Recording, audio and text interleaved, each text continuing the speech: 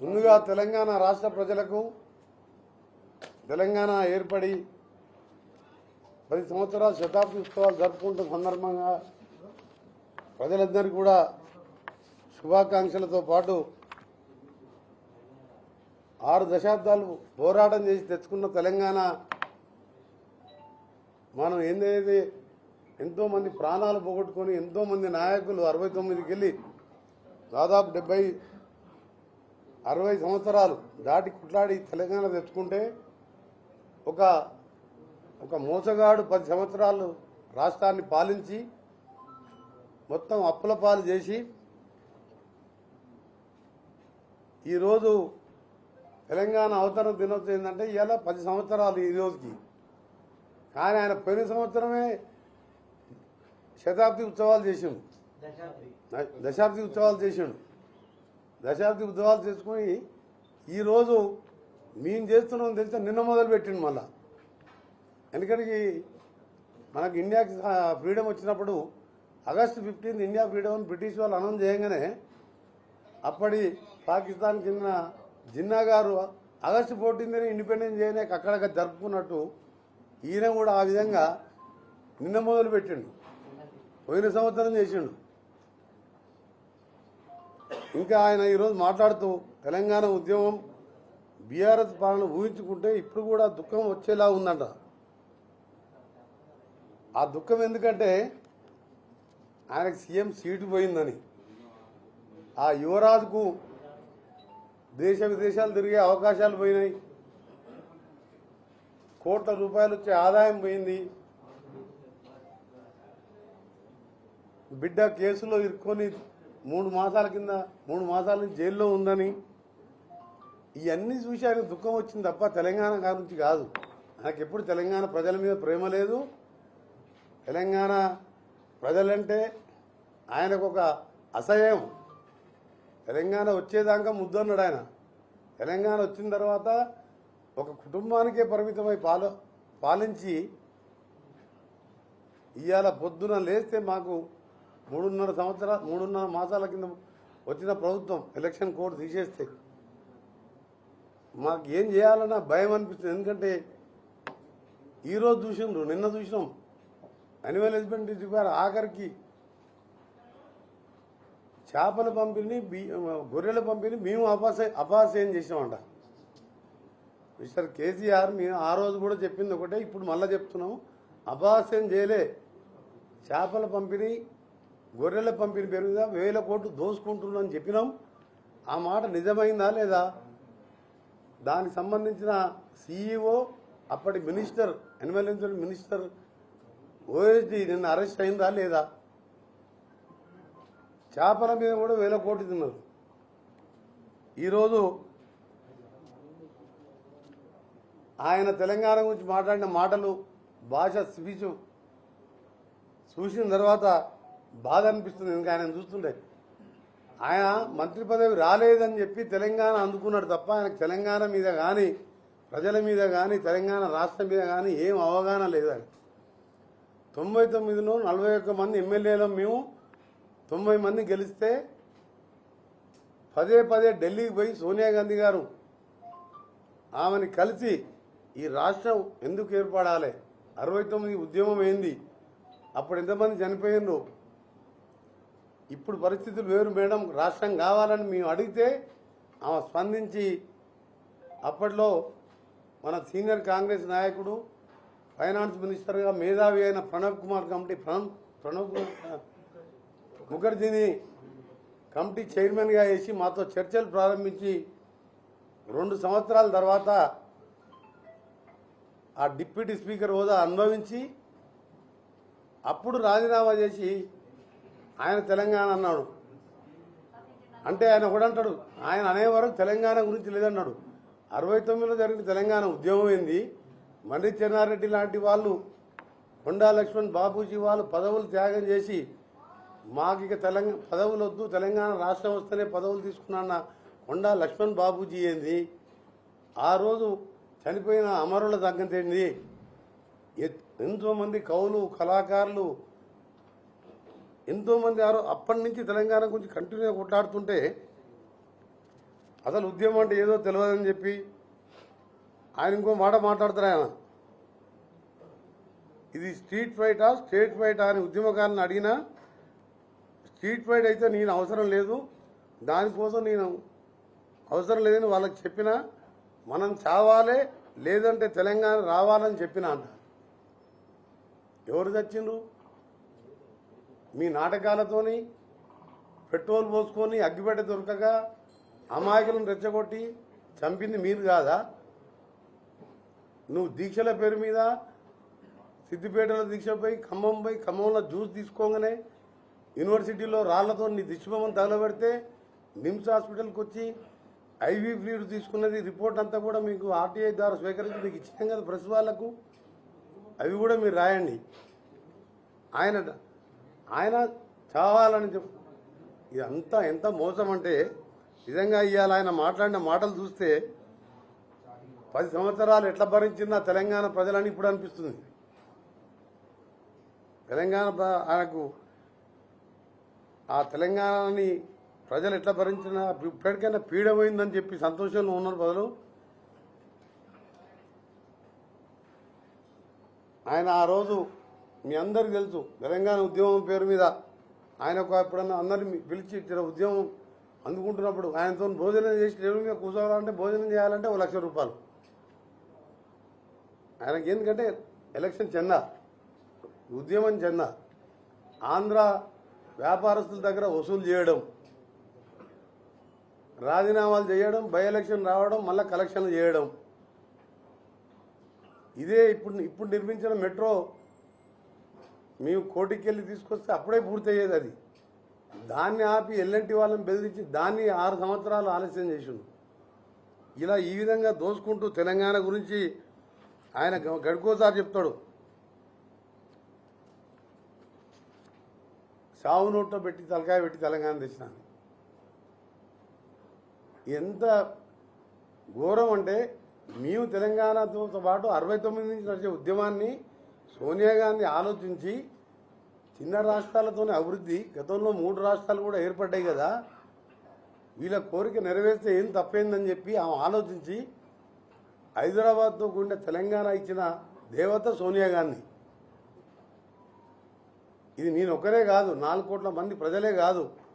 ఆయన అసెంబ్లీలో మొదటిసారి సీఎంగా ఒక మాట చెప్పి, నేను అప్పుడు ఎమ్మెల్యేగా ఉన్నా, మన సభ అంతా కూడా సోనియా గాంధీకి రుణపడి ఉండాలి, తెలంగాణ ప్రజలంతా రుణపడి ఉండాలి, ఎవరు ఒప్పుకున్నా ఒప్పుకోకపోయినా సోనియా గాంధీ లేకపోతే తెలంగాణ వచ్చేదే కాదు, ముమ్మాటికి ఆమెతోనే తెలంగాణ హైదరాబాద్తో కూడిన తెలంగాణ వచ్చిందని చెప్పి రికార్డులో ఉన్నది, ఇప్పుడే అసెంబ్లీ రికార్డులో ఉన్నది.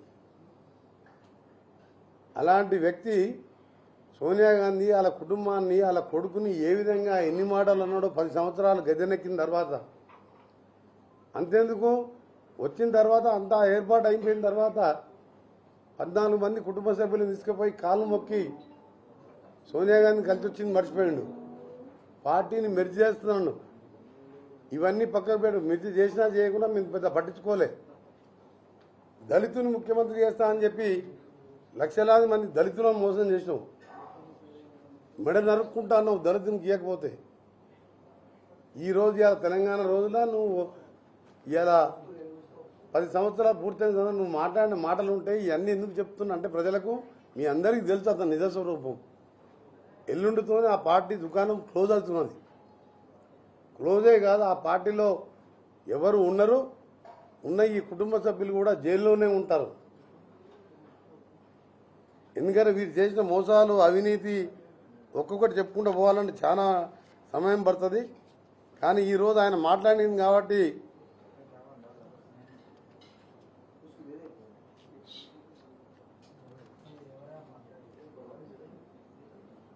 ఆయన తెలంగాణ ఎన్నో రకాలుగా అభివృద్ధి చేస్తే మోకారెత్తులేనోడు ఏదేదో మాట్లాడుతున్నాడు.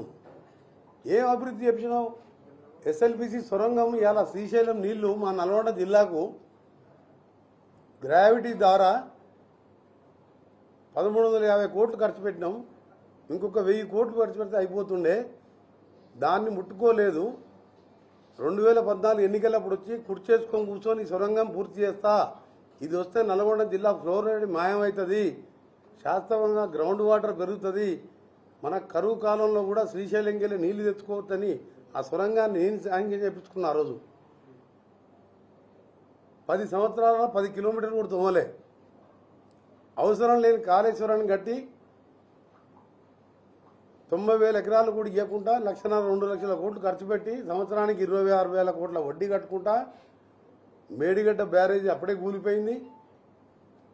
అది ప్రపంచంలో వింత అంటే ప్రపంచంలో వింత 3 నెలలకే కూలిపోయింది.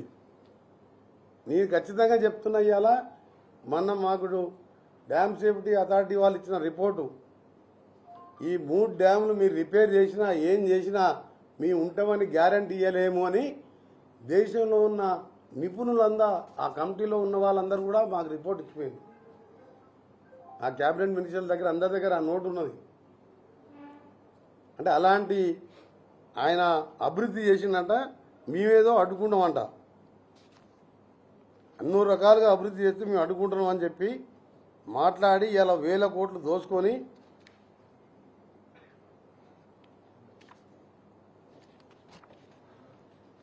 రైతు బంధు అని చెప్పిండు. ఆయన రుణమాఫీ 1,00,000 రూపాయలని చెప్పిండు.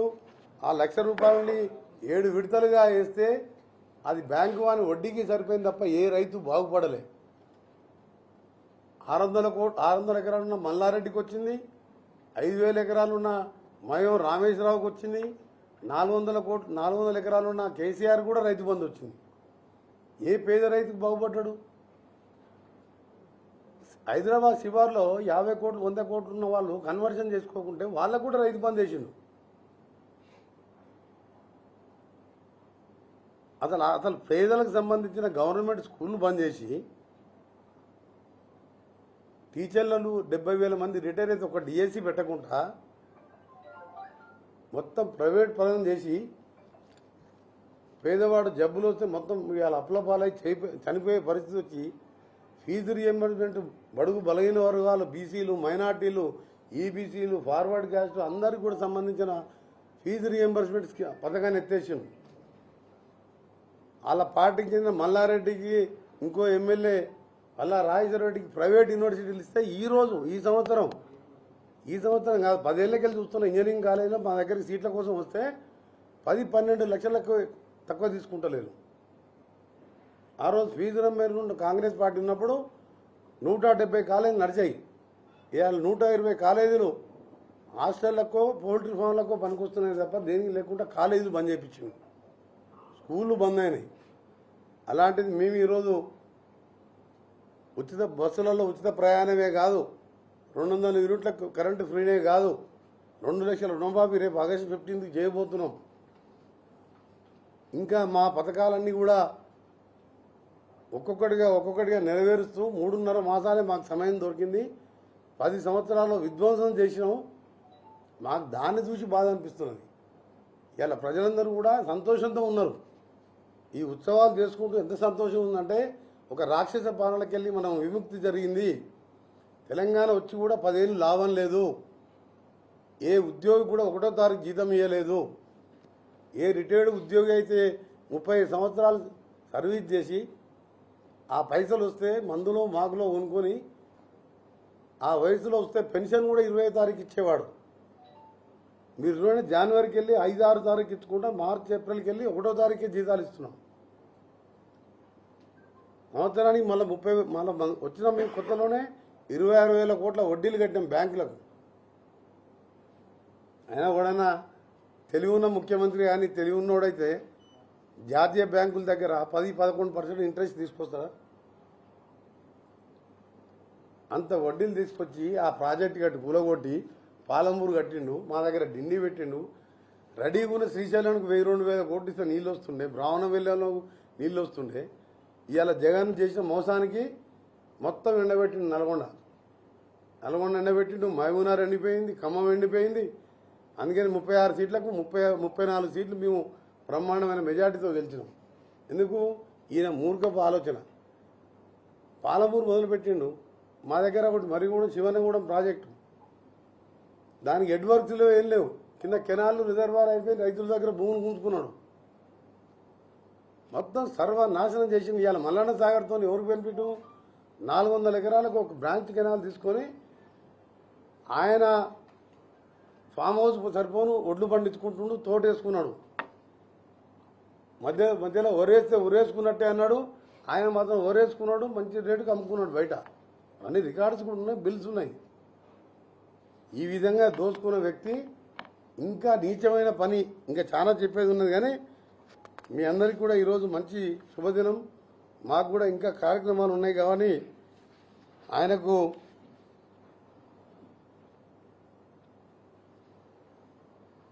ఆయన మన తెలంగాణ గీతం ఇవ్వాల. అందశ్రీ రాసిన గీతము ఇంతో చెప్పిన ఇంతకుముందు గ్యాస్ సిలిండర్ ఎప్పుడైనా ఆలోచన వచ్చిందా ఆయనకు? 1200, 500కి ఇవ్వాలని ఆలోచన వచ్చిందా? ఇవన్నీ కూడా సంక్షేమ కార్యక్రమాలు చేయాలి. ఒక డ్యాములు కట్టి నీ కమిషన్ తీసుకోమని సరిపోదు. ధరణి పోర్టల్ పెట్టి 1,00,000 ఎకరాలు దోచుకుంటే సరిపోదు. ఈరోజు నువ్వు చేసే పని ఏంది? లిక్కర్ స్కామ్లు చేయడం, టానిక్ షాపులు పెట్టి దోసుకోవడం, గొర్రెలు చేపలు అంటే మేము అపాయం కాదు, అవినీతి అని ఆ రోజు చెప్పినాం. మళ్ళీ ఇప్పుడు ఇవన్నీ బయటపడ్డాయి. ఇవన్నీ పోను లాస్ట్కి ఏంటంటే ఆయన కరెంటు లేక కరెంటు విషయంలో బాధ అనిపిస్తుందంట ఆయనకు. నేను ఒకటే అడుగుతున్నా, కేసీఆర్ నువ్వు ముఖ్యమంత్రిగా ఉన్నప్పుడు బొమ్మల మన చందుపట్ల గ్రామం సబ్స్టేషన్ విజిట్ చేసి నేను లాగ్ బుక్ బయట పెడితే మ్యాక్సిమం 14 గంటల 50 నిమిషాలు వచ్చింది ఒకసారి. ఎప్పుడు కూడా 9 గంటలు కరెంటు రాదు సార్ అని బస్పై అనే ఆపరేటర్ చెప్పిన దాన్ని రికార్డులో వీడియోలలో ఉన్నది. అది 11:30కు నేను ఇన్స్పెక్షన్ చేసిన.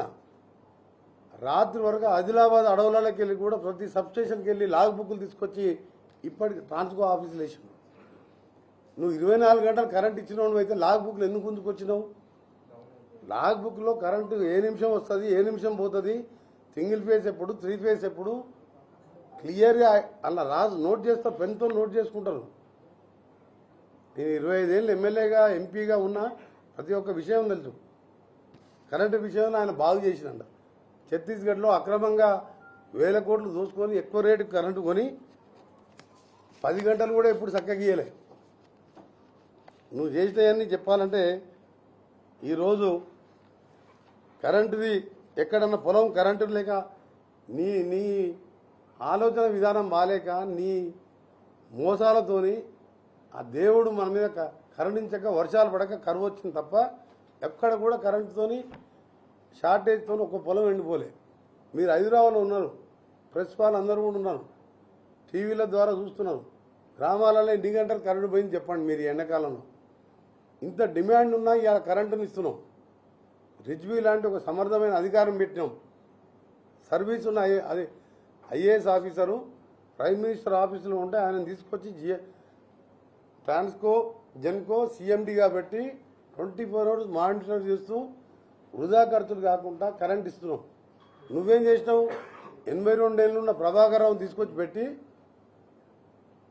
ఆయన ఆఫీసు లేవరే కాదు, ఎప్పుడు ఫోన్ చేసినా ఆయనే ఫోన్ అవుతారు. అప్పుడప్పుడు చెప్పండి వెంకరెడ్డి గారు ఏడు అంటే హాస్పిటల్లో ఉన్నాను. ఎప్పుడు చూసినా హాస్పిటల్ అంటే ఏంది? నువ్వు హాస్పిటల్ ఎప్పుడు ఉన్నప్పుడు హాస్పిటల్లో ఉండడానికి నువ్వు ఎందుకు నువ్వు రిజైన్ చేస్తా? ఎక్కడ రిజైన్ చేస్తా? ఆయన ఫోన్ ఇస్తలేదు నువ్వు, నేను చేయను అని చెప్పి అంటాడు. కానీ అది ఉట్టి దొంగ మాటలే. ఆయన ఎంత దోచిపెట్టాలో సింగరేణిలా, యాదాద్రి ప్లాన్లా. ఇప్పుడు ఎల్ నరసింహారెడ్డి అనే ఒక మంచి ప్రముఖ సీనియర్ జడ్జి, హైకోర్టు మాజీ న్యాయమూర్తి, ఆయన ఎంక్వైరీ నడుస్తున్నది. మొత్తం 45,000 కోట్లు నామినేషన్ల మీద. మొన్న ఫ్లవర్ ప్లాంట్ నేను అసెంబ్లీలో కొట్లాడితేనే జగదీశ్ రెడ్డి అనే అప్పుడున్న మంత్రి మాట్లాడితే మా ముఖ్యమంత్రి గారు వెంబడే జ్యుడిషియల్ ఎంక్వైరీ ఆర్డర్ ఇచ్చాను. రేపు మాపో రిపోర్ట్ వస్తుంది. ఈరోజు పేపర్లో కూడా Narasimha Reddy honourable high court chief justice గారు ఫార్మన్ ఆయన రిపోర్ట్ ఇచ్చిన త్వరలో 4 రోజులలో ఆ దోపిడీ అంతా కూడా బయటకు వస్తుంది. కరెంటు పేరు మీద దోసుకున్న తప్ప నువ్వు కరెంట్ ఎప్పుడు ఇవ్వలే.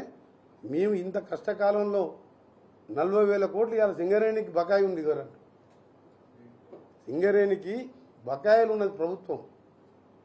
సింగరేణి టెండర్లు, సింగరేణిలో నువ్వు చేసిన మాయ, మీకు ఉదాహరణకు చెప్తా, ఇదే ప్రతిమా శ్రీనివాసరావు అదాని పేరు మీద ఒక టెండర్ వేసుకుంటే నైని కోల్ బ్లాక్లో 20,000 కోట్లది 61,000 కోట్ చేసిండు. నేను కోల్ కమిటీలో మెంబర్గా, లోక్సభ మెంబర్గా ఫైట్ చేసి ఆఖరికి ప్రైమ్ మినిస్టర్ దృష్టికి తీసుకుపోయి దాన్ని క్యాన్సల్ చేపిస్తే 1,993 రూపాయల పర్ టన్ ఉండే కోలు 190 రూపాయలకే యాక్షన్లో టెండర్ పెట్టించిన మళ్ళీ ట్రాన్స్పరెంట్గా బీపీఆర్ అనే నెల్లూరు కాంట్రాక్టర్ ఇప్పుడు మన ఎంపీగా పోటీ చేసింది, ఆయన తీసుకున్న వర్క్ 1,093 ఎక్కడ, 193 రూపాయలు ఎక్కడ, 40,000 కోట్లు సేవ్ చేసిన. ప్రైమ్ మినిస్టర్ గారితో క్యాన్సర్ అని బై హ్యాండ్ రాపించిన. అది లేకపోతే ఇంకో 40,000 కోట్లు పోతుంది సింగరేణికి. సింగరేణికి 51%, 49% కేంద్రాన్ని. వీళ్ళకి నష్టం జరుగుతున్నాయి. ఇన్ని దోపిడీలు చేసినా ఇవాళ మాట్లాడే మాటలు, ఆయన గంటన్నర మాట్లాడే మాటలు ఆఖరికి ప్రజలు గుర్తించి ఇంట్లో కూర్చోబెడితే అసెంబ్లీ 2 సార్లు జరిగితే అసెంబ్లీకి వచ్చే ముఖం లేదు. అంటే ముఖం అంటే చేసిన దోపిడీలు ఏడపోయి బయట పెడతాము అని చెప్పి అసెంబ్లీకి రాకుండా బయట మాట్లాడు. అసెంబ్లీ నడిచే సమయంలో హెలికాప్టర్ పోయి నల్గొండలో వచ్చి మాట్లాడాడు. నల్గొండకు వస్తానికి సిగ్గుండాలి. ఎస్ఎల్బీసీను బ్రాహ్మణ విలువల ప్రాజెక్టు ఢిల్లీలో పూర్తి చేసి వచ్చేది ఉండే. మహాత్మా గాంధీ యూనివర్సిటీ కడితే ఒక బిల్డింగ్ ఇన్కంప్లీట్ ఉంటే 4,000 మంది స్టూడెంట్స్ ఉంటే 16 మందే పర్మనెంట్ స్టాఫ్ ఉన్నాం. ఇప్పుడు మీలో బిల్డింగ్ అన్నీ కూడా నేను 3 నెలల్లోనే అన్ని శాంక్షన్ చేయించింది. ఆడికొచ్చి మాట్లాడుతున్నాయి అసెంబ్లీకి రాకుండా.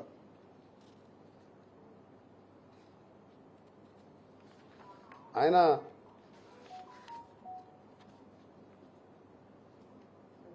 బీఆర్ఎస్ పార్టీకి 4 ఎంపీ సీట్లు, 1 ఎంపీ సీట్లు 2 అని సర్వేలు వస్తున్నాయి. బీఆర్ఎస్ పార్టీకి ఎన్ని సీట్లు వచ్చినా ప్రజలతో ఉంటాం.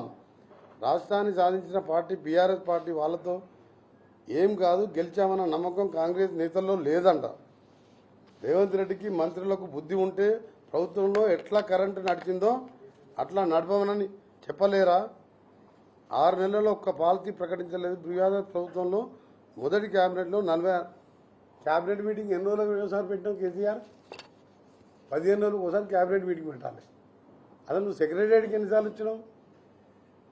మొత్తం క్యాబినెట్ మీటింగ్ 15 నెలలు ఎన్నిసార్లు పెట్టాం లెక్క తీద్దాం. ఎన్నిసార్లు సెక్రటరీకి వచ్చినాం చూద్దాం. ఈ 5 నెలల్లో మా ముఖ్యమంత్రి గారు మంత్రులం ఎన్నిసార్లు సెక్రటరీలో ఎన్ని వేల మందిని కలిసినాం, మీరు ఎన్ని వేల మందిని కలిసినారు. అందుకనే ఇవన్నీ చేసుకుంటూ నేను చెప్పదలిచింది ఇవాళ ప్రెస్ మీటింగ్ మిమ్మల్ని అందరినీ కూడా పిలిచింది. అతి ముఖ్యమైన విషయం ఏంటంటే, ఒక రాక్షసులాగా ముఖ్యమంత్రి అన్నాయని ప్రతిపక్ష నాయకుడు అనొద్దు. దేశ చరిత్రలో, ప్రపంచ చరిత్రలో ఇక ముందుగా పాత తరం కానీ రాబో కాలంలో కూడా ఎవ్వరు చేయనంత నీచమైన పని టెలిఫోన్ ట్యాపింగ్. రాధాకృష్ణారావు, ప్రభాకరరావు గారు అనే రిటైర్డ్ అధికారిని పెట్టుకొని ఎస్ఐబి చీఫ్గా ఉంటే రిటైర్ అయినాక ఎక్స్టెన్షన్ ఇచ్చి ఆయన కింద ఒక రౌడీ గ్యాంగ్ రాధాకృష్ణారావు, ప్రణీత్ రావు, భుజంగరావు, తిరుపతి అన్న ఇలాంటి మొత్తం రౌడీలను పెట్టి ప్రజాస్వామ్యాన్ని అభయాన్ని చేస్తూ ప్రతిపక్ష పార్టీలని, బిజినెస్ మెన్లని, ప్రెస్ వాళ్ళని మొత్తం కూడా ట్యాపింగ్ చేసి వాళ్ళ దగ్గర లక్షల కోట్లు, వేల కోట్లు వసూలు చేసి ఎంత పెద్ద తప్పు చేసినావు కేసీఆర్ నువ్వు. నేను చెప్పిన ఆ తప్పులన్నీ ప్రజలు క్షమించినా నువ్వు చేసిన ఈ తప్పుతో నీ ప్రజాస్వామ్యంలో పాలకులు అంటే నమ్మకపోయే విధంగా నీ ప్రవర్తన ఉన్నది. కనీసం ఏమన్నా మర్యాద ఉండాలి నీకు. ముఖ్యమంత్రి అంటే ఫామ్ హౌస్లో కూర్చున్నాం, అందరూ ఏమనుకుంటున్నారు అంటే ఏదో పని చేసుకుంటుండే, ఆయనకు ఉన్న అలవాటే కదా, ఇక ఇట్లా కూర్చొని ఏం చేసుకుంటున్నాం అనుకున్నాం. మేము ప్రగతి భవన్ ఎవరిని విజిటర్స్ కలవని ఏమంటే ఏమో అనుకున్నాం. ఆయన కూర్చొని వీళ్ళని పెట్టుకొని ఫోన్ ట్యాపింగ్ చేసి మొత్తం ఇలా తెలంగాణ అంటే నవ్వుల పాలు చేసి తన సొంత కూతురు ఇవాళ తిహార్ జైల్లో ఉన్నదంటే ఎక్కడైనా పోయి మాకు రేపు ఢిల్లీకి పోయి ఏదైనా సెంట్రల్ మినిస్టర్ దగ్గర పని ఉంది, మాది తెలంగాణ మినిస్టర్ అని చెప్పుకోవాలంటే కూడా సిగ్గుపడే స్థాయికి తీసుకొచ్చిన కేసీఆర్ నువ్వు తెలంగాణని ఏందా అప్పుడు టెలిఫోన్ ట్యాపింగ్ నీది? టెలిఫోన్ ట్యాపింగ్ ఏంది నీది? ఎవడన్నా బుద్ధున్న ముఖ్యమంత్రి ఎవడన్నా చేస్తాడా? నువ్వు ఇన్ని మంచి పథకాలు చేస్తే పబ్లిక్లో పోయి ఓట్లు అడగాలి, ఓట్లు తెచ్చుకోవాలి. ఈ ట్యాపింగ్లతోనేంది, నువ్వు వ్యాపారస్తులతోనేంది? ఇవన్నిటి గురించి మొత్తం ఎందుకంటే ఇక ఫైనల్గా అందరు ఇరుక్కున్నారు. ఇక లాభం లేదు. రేపు మాప ప్రభాకర్ వస్తున్నాడు, ఆయన కూడా అప్రూవర్గా మారిపోతున్నాడు. మొత్తం కేసీఆర్ చెప్పింది కాబట్టి నేను చేస్తున్నా, నేను నా కొడుకు కూడా జైల్లోకి పోవాల్సిన సమయం ఆసన్నమైందని చెప్పి మొన్న ఈ నెల 26 రోజు ఇలా అల్లుడు మేనల్లుడు పుట్టి మాటకారి, ఆయనకి ఏమైనా పెట్రోల్ దొరికింది కానీ అగ్గిపెట్టి దొరకక అమాయకుల్ని చంపిన వ్యక్తి హరీష్ రావుని అమెరికాకు పంపించిండు. ఎన్నడు పంపించిండు? 26 మే రోజు Emirates flight EK 525 flight number 4:35 AM departure అవుతుంది హైదరాబాద్లో 26 మేకు. మళ్ళీ హైదరాబాద్ రిటర్న్ ఎప్పుడు వచ్చిండు?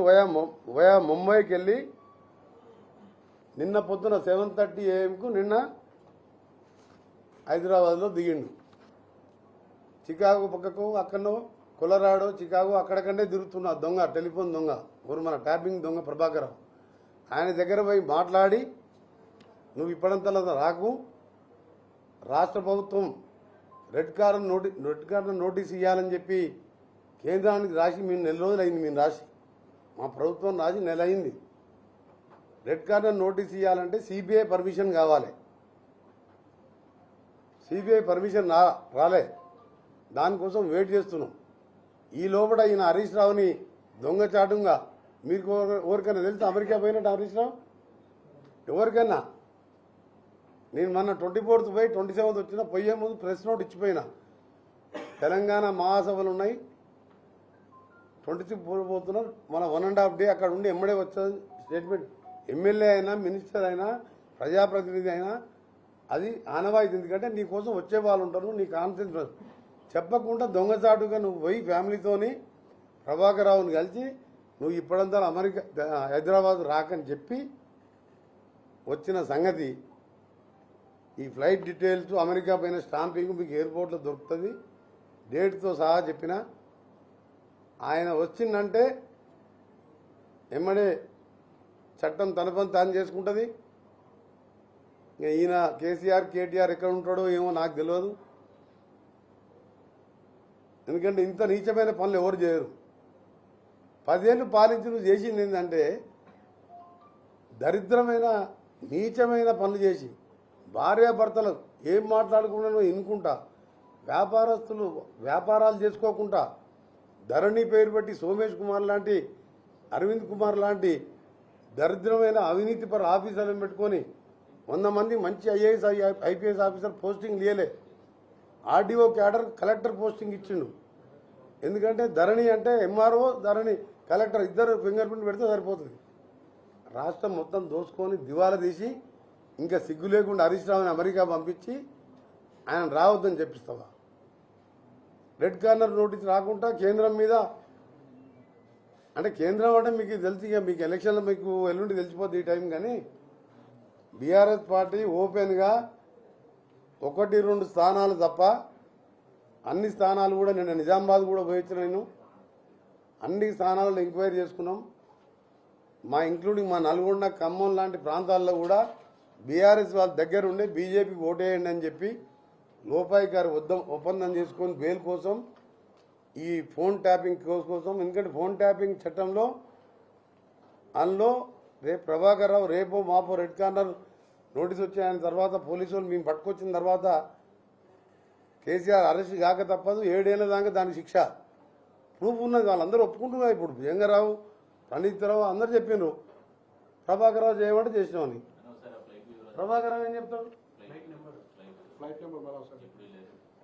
Flight number Emirates flight number EK 525 departure 4:35 AM on 26 May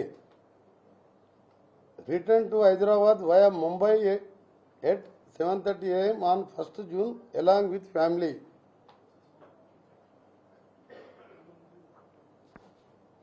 అక్కడ బీజేపీ ఆయనకు పార్ట్నర్ కాబట్టి రెడ్ కార్నర్ పర్మిషన్ ఇస్తలేరు. నెల రోజులైంది రెడ్ కార్నర్ పర్మిషన్ రాదా చెప్పండి మీరు. అంటే అందుకనే పార్లమెంట్ ఎన్నికల్లో సర్వే సంస్థలు ఏమిస్తున్నాయంటే బీఆర్ఎస్ ఓట్లు కూడా మాకు పడ్డాయి కాబట్టి మాకు 9 వస్తాయి, 10 వస్తాయి, 11 వస్తాయని చెప్పుకుంటున్నాం. వీళ్ళు చెప్పినంత మాత్రం బీఆర్ఎస్ పార్టీ వాళ్ళు ఎవరు వాళ్ళు బీజేపీ ఓట్లేరు, ఆ లెక్కలు వేసుకుంటున్నారు సర్వే సంస్థలు. తప్పకుండా మాకు 12 స్థానాలు వస్తున్నాయి మినిమం. ఇంకొక స్థానం టైట్గా ఉన్నది, అది కూడా వచ్చే అవకాశం ఉన్నది. కానీ దీన్ని మాత్రం ఈ దొంగచాటు వ్యవహారాలేంది, ఇప్పటికే దేశం మొత్తం దొంగలా దొరికిపోయినావు. ఈ హరీష్ రావుని పంపించి ప్రభాకర్ రావు దగ్గర నువ్వు రావద్దని ఎందుకు ఎట్లా చెప్పిస్తావు? పిలిపి నీ మంచిగా కదా ఎక్స్టెన్షన్ ఇచ్చిన కదా, పిలిపించి తప్పైతే తప్పు చేసినా ఒప్పుకోమని చెప్పండి. ఈరోజు కాకుండా రేపు ప్రభుత్వం ఏర్పడిన తర్వాత కేంద్రం మీద ఒత్తిడి తీసుకొస్తాం, మేము రెడ్ కార్నర్ నోటీస్ ఇస్తాం, పట్టుకొస్తాం. కానీ హరీష్ రావు పొయ్యి ఆయన రావద్దని చెప్పడం ఏంది? పొయ్యే ముందు ఎవరికైనా తెలుసా?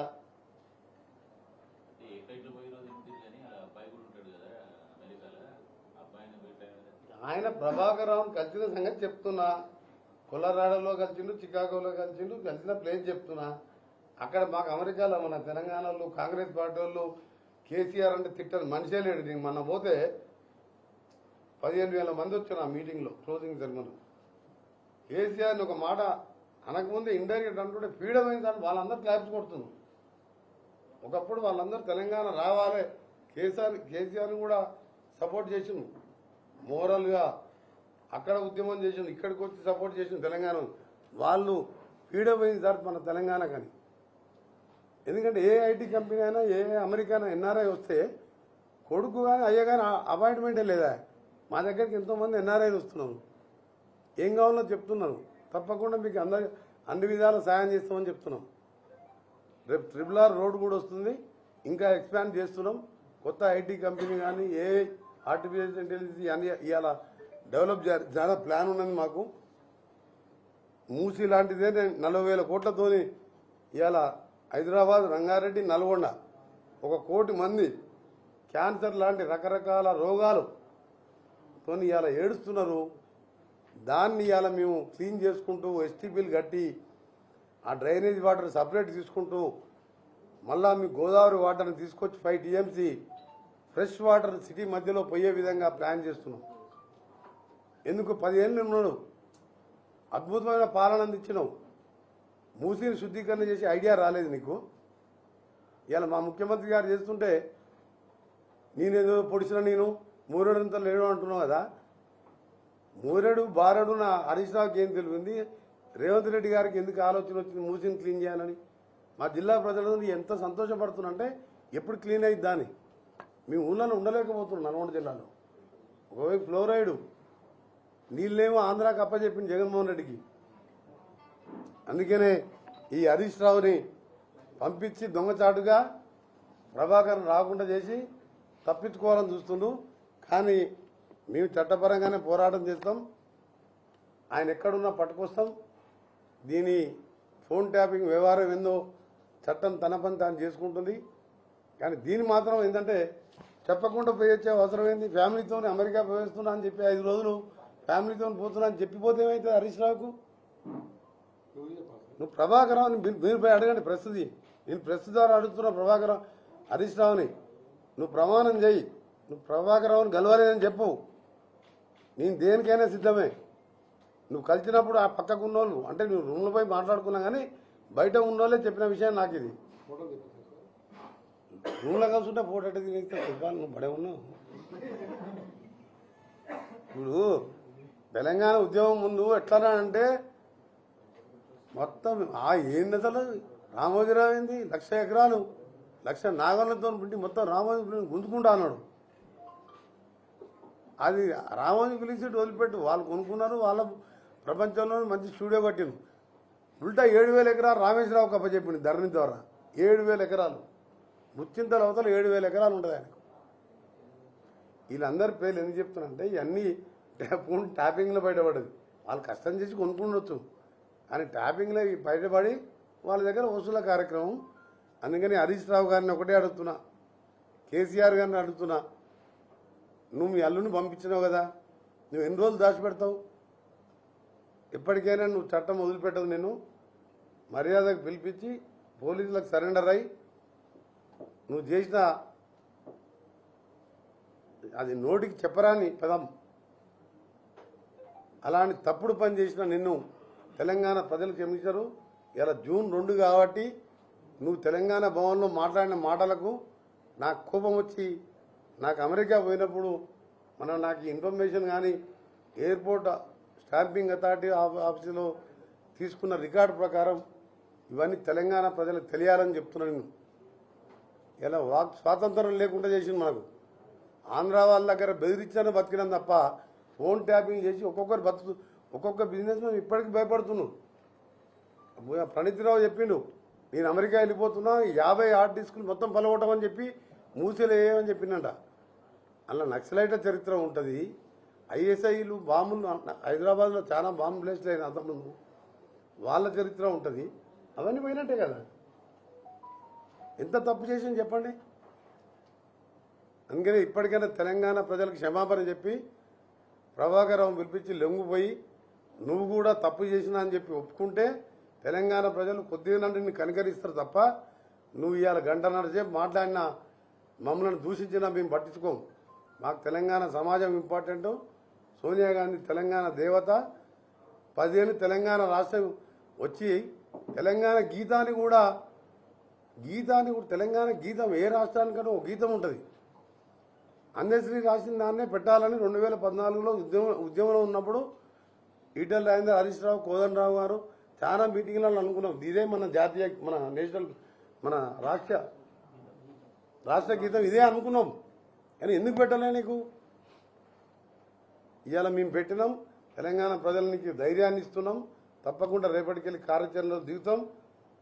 రేపు ఎన్నికల తర్వాత కోడ్ ఎత్తాయిగానే తప్పకుండా ప్రజల దగ్గర పోయి మేము ఇచ్చిన హామీలతో పాటు ఇవన్నీ పనులు కూడా చేసుకుంటూ కాంగ్రెస్ పార్టీని ఇంకా 10 సంవత్సరాల 5 సంవత్సరాల ఇలాంటి వారు ఎవరు వచ్చినా నమ్మరు. కాంగ్రెస్ ప్రజలు, తెలంగాణ ప్రజలు చాలా విజ్ఞులు, పోరాట యోధులు.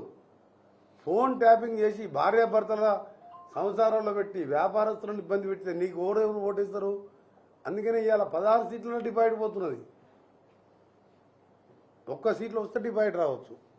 ప్రభుత్వానికి రోజులు దగ్గర పడ్డాయి. ఎప్పటికప్పుడు ఎన్నికలు జరిగితే 105 సీట్లు వస్తాయి బీఆర్ఎస్ అంటున్నారు కేసీఆర్.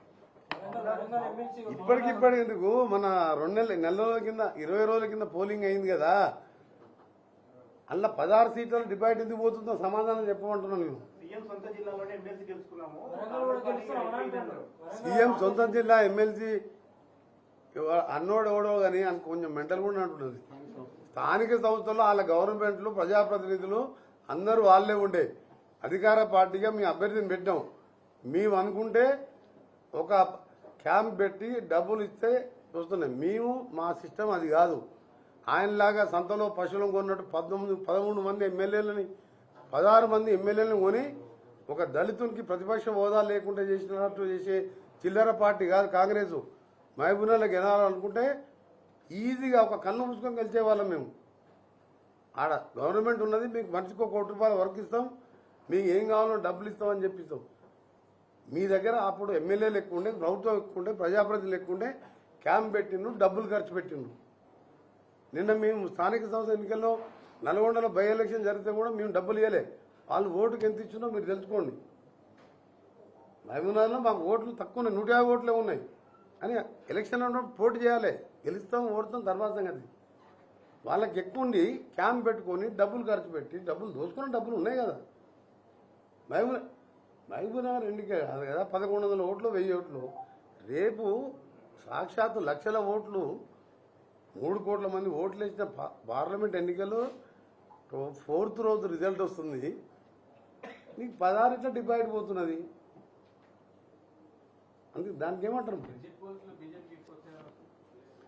ఏ ఎగ్జిట్ పోల్ లేదు. కొన్ని ఎగ్జిట్ పోల్లో మాకు 9-10 ఇచ్చిండ్రు, వాళ్ళకు 7-9 ఇచ్చిండ్రు. కొన్ని ఎగ్జిట్ పోల్ ఇద్దరికి 7-9 7-9 ఇచ్చిండ్రు. 9 మాకు రావచ్చు అంటారు, వాళ్ళకి 7 రావచ్చు అంటారు. ఎగ్జిట్ పోల్ని మనం ఒక అంచనా వేయచ్చు కానీ ఒక ఎగ్జాక్ట్ పోల్ లాగా చూడలేము. నాకున్న రిపోర్టు ఒక సీనియర్ కాంగ్రెస్ పార్టీ లీడర్గా అన్ని కాన్స్టిట్యూన్సీలతో మేము పోలింగ్ తర్వాత మేము ఎంక్వైరీ చేసుకున్నాం. మాకు దళిత గిరిజనులు మైనార్టీలతో పాటు యువకులు మహిళలు రైతులకు ఒక నమ్మకం ఏర్పడ్డది. వీళ్ళొక మాట అంటే ఒక మాట ఉంటే మాట మీద ఉంటారు. కేసీఆర్ లాగా మోసం చేసే వాళ్ళు కాదు. ₹1,00,000 రుణమాఫీ అని చెప్పి 10 ముక్కలు చేస్తే బ్యాంకు వడ్డీకి పోయింది అని చెప్పి రైతులందరూ కూడా మా పక్షాన ఉన్నారు. తప్పకుండా 12 స్థానాలు తగ్గకుండా గెలవబోతున్నాం. ఇప్పుడు ఈడ ఈ కేసీఆర్ ఈ ఫోన్ ట్యాపింగ్లు ఈ ప్రభాకర్ రావు హరీష్ రావు ఇక్కడ అమెరికా దాకా పోయిందంటే కేసు ఈ అమెరికాలో పోయి కలిసి వచ్చింది ఆ దొంగనంటే అమెరికాకి పోయి చికాగోలో ప్రభాకర్ రావు కలిసి హరీష్ రావుని పంపించింది కేసీఆర్. అరే బాబు దండం పెడతా ఆయనకి ఏం కావాలి ఇద్దాం కానీ రావద్దని చెప్పాను. ఆయన వస్తే నేను జైల్లో పోతా నా బెయిలే రాదుగా ఇప్పటికే నా బిడ్డ జైల్లో ఉన్నది అని చెప్పి హరీష్ రావు చెప్పమని చెప్పండి. ప్రభాకర్ రావుని ఒకటే ఛాలెంజ్ చెప్తున్నా ఇవాళ అమెరికా పోయి ప్రభాకర్ రావుని ఎందుకు కలిసినావు? మీ మామ చెప్తే పోయినావు కదా.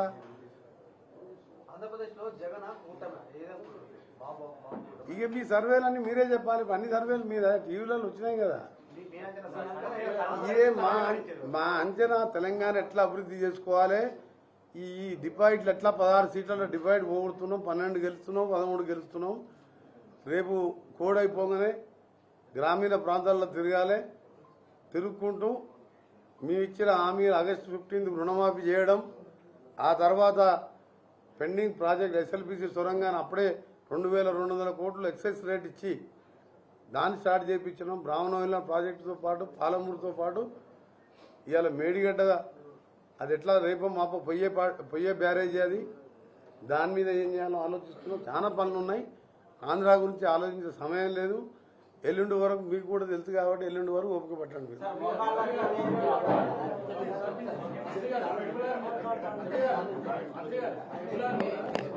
మీరు ఒకటే నేను నా మెయిన్ ఇవాళ మీ అందరు థ్యాంక్ యూ వెరీ మచ్. ఇవాళ అంతా బిజీ ఉండి సడన్ గా చెప్పగానే ఇవాళ మంచి రోజు. ఇవాళ దశాబ్ది మన ఉత్సవాలు ఉన్నా ఇంత బిజీ ఉన్నా ఇన్ని ప్రోగ్రామ్స్ ఉన్నా వచ్చినందుకు మీ అందరికి ధన్యవాదాలు.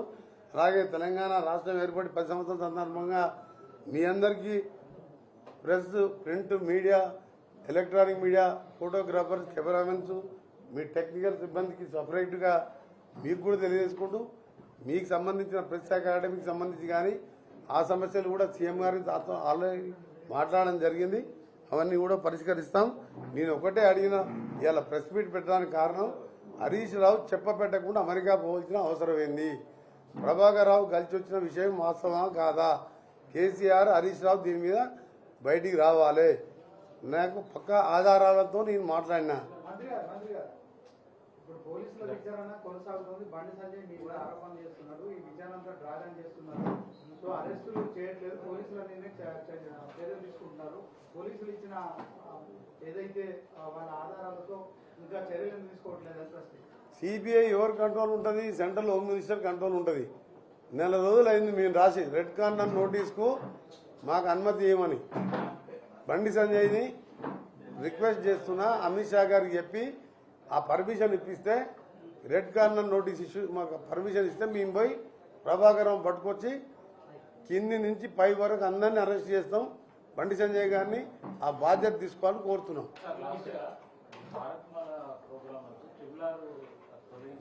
ఏం లేదు. నేషనల్ చైర్మన్తో కూడా నేను ఫోన్లో మాట్లాడినా.